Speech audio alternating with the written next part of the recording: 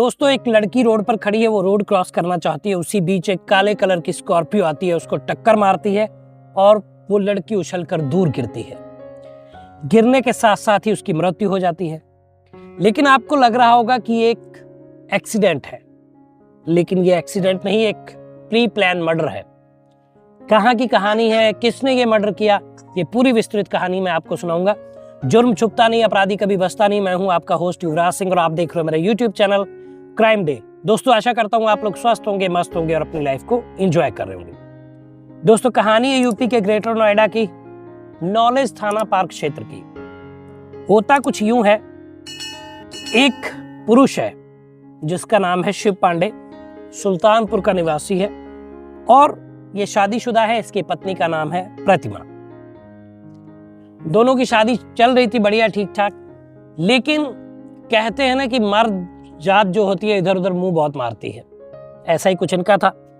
1 साल, पौने 1.5 साल या 1 साल कह लीजिए करीब, इनकी मुलाकात हुई एक काजल नाम की लड़की की, जिसकी उम्र थी 22 साल।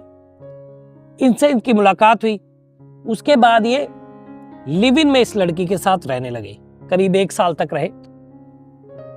इसकी भनक इनकी वाइफ को यानी प्रतिमा को कभी नहीं चली और उधर काजल को भी ये कभी पता नहीं चला कि शिव पांडे जिसके साथ वो रह रही हैं वो शादीशुदा पुरुष है। लेकिन काजल को लगता था कि वो उसका प्रेमी है और अनमैरिड है और आगे जाके वो उससे शादी कर लेगी। भाई, एक प्रेम में यही होता है कि लास्ट में विवाह हो जाता है। लेकिन उनको ये पता नहीं था कि जो उसका प्रेमी था वो बहुत ही घिनौना खेल खेलना चाहता था उसके साथ और वो पहले से शादीशुदा था। देखिए, ऐसा होता है कि कभी भी सच जो है वो छुपता नहीं है, वो सामने उजागर हो ही जाता है। ऐसा ही हुआ। कुछ टाइम बाद जो है काजल को यह पता चल गया कि इसकी पत्नी है, यानी कि शिव पांडे शादीशुदा पुरुष है। ये उनको पता चल गया और इधर जो शिव पांडे था, इसकी पत्नी को भी पता चल गया कि जो मेरा पति है वो किसी लड़की के साथ लिव इन में रह रहा है, ये मेरे साथ चीटिंग कर रहा है। अब इस बाबत दोनों की लड़ाई झगड़ा होने लगी पति पत्नी में। और उधर जो है काजल शिव पांडे के साथ लड़ाई झगड़ा करती थी। अब शिव पांडे ने सोचा कि क्यों ना दोनों को मिलवा के बातचीत करा के मैटर सॉर्ट आउट करवा दिया जाए, लेकिन ये उसका सोचना गलत था। ऐसा हो नहीं पाया। उसने जो है काजल को मिलवाया, लेकिन इन दोनों में लड़ाई झगड़ा फिर शुरू हो गया। मीन्स प्रतिमा और काजल में, यानी कि इसकी पत्नी और गर्लफ्रेंड में, दोनों में झगड़ा शुरू हो गया। अब ये झगड़ा बढ़ता गया। 1 साल का लिव इन रिलेशन था। अब जो है काजल ने प्रेशर बनाना शुरू किया शिव पांडे के ऊपर कि ऐसा है तो मुझे अब तुम्हारी प्रॉपर्टी में हिस्सा चाहिए। तुमने मुझसे झूठ बोला कि तुम्हारी वाइफ है, मुझे हिस्सा चाहिए। और जो तुम्हारी स्कॉर्पियो गाड़ी है इसको भी बेचो, इस पे भी मुझे हिस्सा चाहिए। अब ये बात जो है शिव पांडे को अखर गई। उसने सोचा कि ये तो बहुत गलत हो रहा है मेरे साथ, मैं ऐसा क्यों करूंगा। और जब पत्नी से उसने ये बात की तो पत्नी के साथ उनकी दोस्ती ज़्यादा गहरी बात हुई। तो उन्होंने पत्नी को अपने कॉन्फिडेंस में लिया और पत्नी से बोला कि क्यों ना हम लोग जो है काजल का खून कर देते हैं। पत्नी इस बात के लिए रेडी हो गई। उसने अपनी पत्नी से बात की कि क्यों ना हम लोग काजल का खून कर देते हैं। इस चीज के लिए पत्नी रेडी हो गई कि चलिए ठीक है, हम लोग खून कर देते हैं उसका और झंझट खत्म होगा, ना प्रॉपर्टी में हिस्सा देना पड़ेगा और तुम भी अब सुधर के रहना, अब कुछ उल्टे सीधे काम मत करना। तो शिव पांडे इस बात के लिए रेडी हो गया।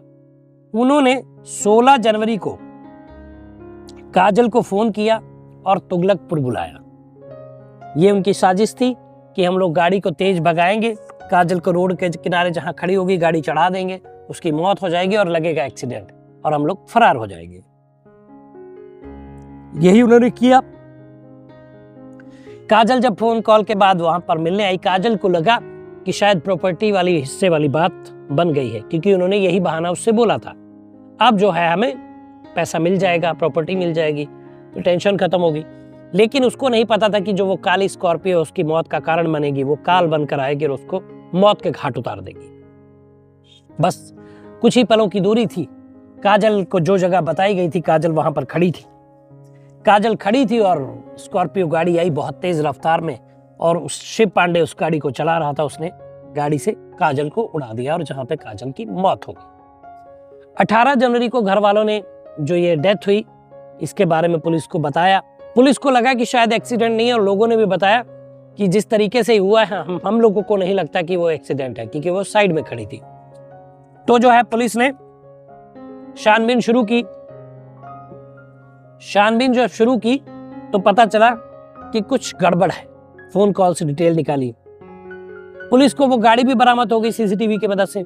पुलिस ने जो वो गाड़ी को कब्जे में लिया, उसके बाद में जब शिव पांडे और इनकी प्रतिमा इनकी वाइफ से पूछताछ की तो पूरी गुत्थी समझ में आई, क्योंकि उस कॉल डिटेल में पता चला कि इनकी बात उनसे लास्ट बार हुई थी जो काजल के पास मोबाइल था। तो क्या था, बस केस आईने की तरह साफ हो गया और पुलिस ने शिव पांडे और प्रतिमा को गिरफ्तार किया और जेल भेजा और उस गुत्थी को सुलझाया जिसको वो रोड एक्सीडेंट की शक्ल देना चाहते थे।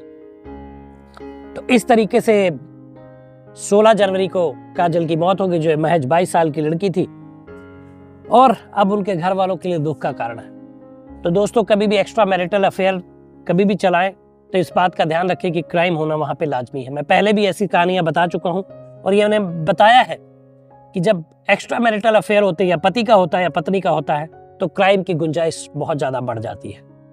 तो दोस्तों, ये वीडियो था। आपके इर्द गिर्द भी कोई कहानी है तो नीचे व्हाट्सएप नंबर फ्लैश हो रहा है, उस पर मैसेज कर दीजिए। एक वीडियो के माध्यम से मैं आपको उस कहानी से रूबरू कराऊंगा। तो दोस्तों, बताइएगा वीडियो कैसा लगा, कमेंट करिए, शेयर करिए, चैनल को सब्सक्राइब करिए। मिलेंगे अगली वीडियो में, तब तक मुस्कुराते रहिए, खुश रहिए, क्योंकि जीवन बहुत छोटा है। धन्यवाद।